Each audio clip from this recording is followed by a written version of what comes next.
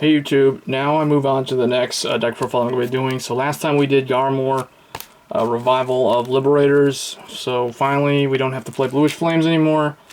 Unless you still think Bluish Flames are better, I mean it's perfectly fine. But I think that the Garmor build is a lot more fun, just because it's new, it's a nice change of pace. But anyway, now we're moving on to the Gurguit build. So Gurguit is not Liberator, Gurguit's the new style, he's GB2. I mean there's a new Gurguit, but I don't have him. So I'm just going to show you my new and improved Gurguit deck, which has changed based off of the new cards that came out in set 10.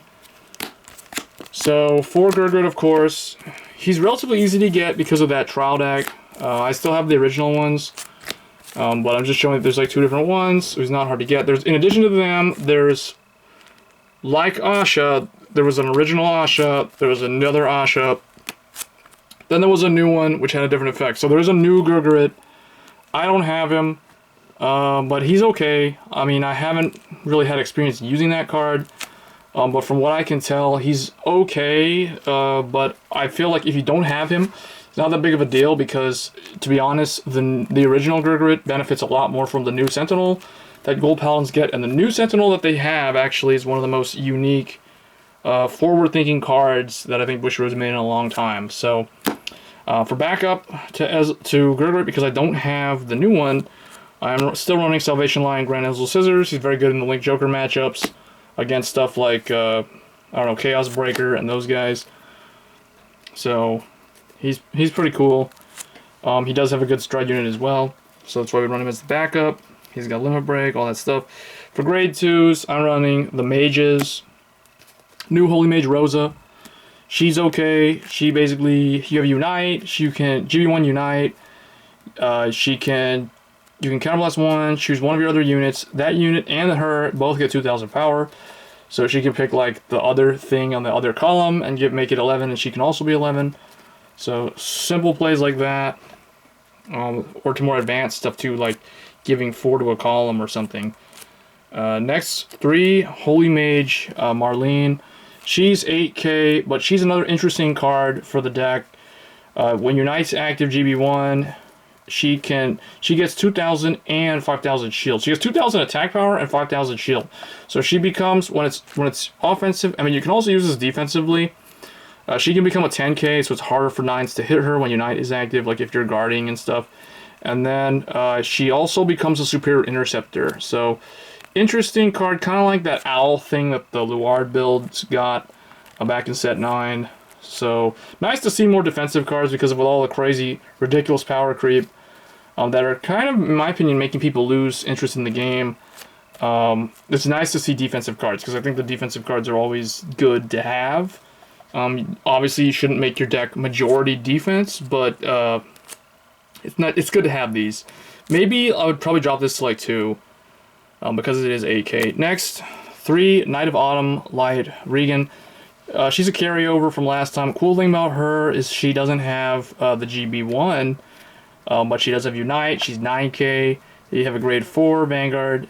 She gets plus 3k, and she also has Resist. So Link Joker can't lock her. That's really interesting.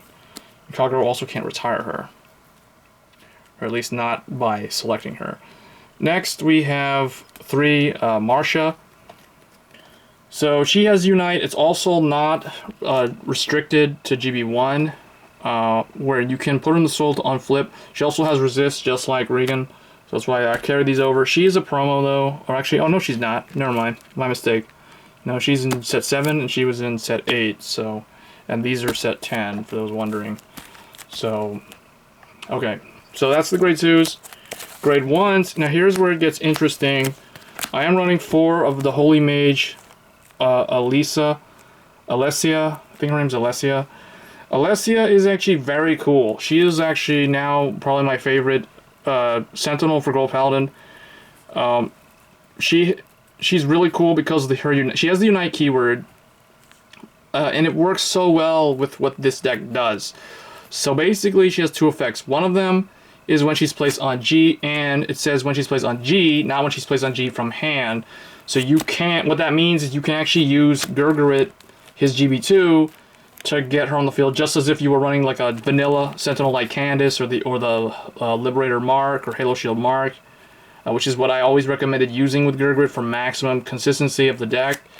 Now they don't need to run them anymore because now they have Alicia, and she is definitely like the best, most reliable Sentinel for the Gurguit deck. So I definitely recommend 4 copies of this.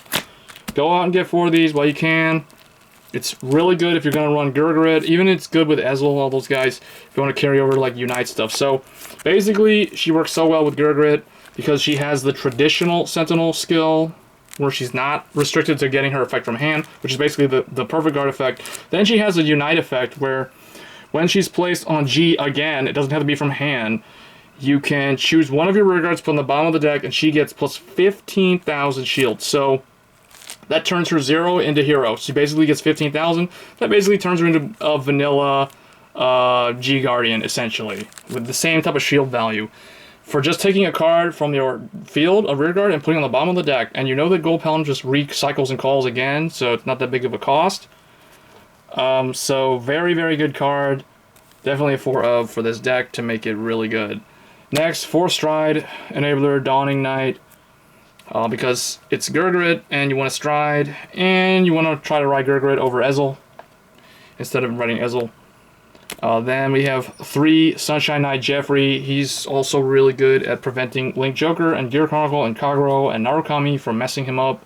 He can kind of dodge them, go in the soul, set up for the big Gurguit play at the end. And then 2, which I think this actually should be 3, Knight of Morning Light Horsa. I think we're only supposed to be running 2 of this thing and 3 of him instead of like 3 and 2, because we're supposed to have 14 grade 1s, but I think that's a mistake on my part. So yeah, he's also pretty good. He's basically your gainer, kind of like the stuff in Diablo's build. He's a power gainer.